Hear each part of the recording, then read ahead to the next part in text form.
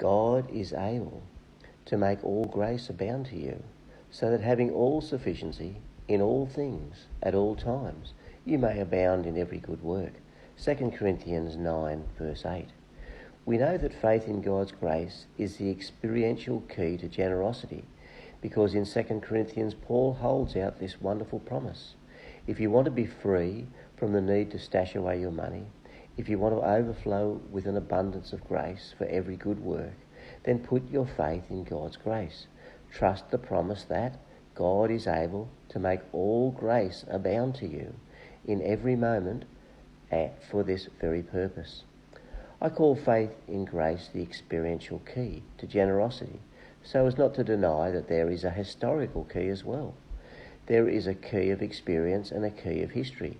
When talking about the grace they received, Paul reminds the Corinthians of the historical key of grace. You know the grace of our Lord Jesus Christ, that though he was rich, yet for your sake he became poor, so that you, by his poverty, might become rich.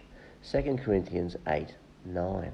Without this historical work of grace, the door of Christ-exalting generosity would remain closed. That past grace is an indispensable key to love.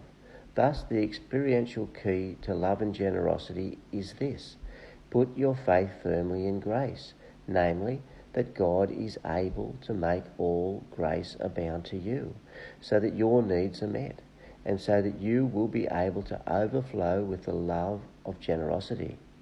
Freedom from greed comes from the deeply satisfying faith in God's grace and knowing that God is able.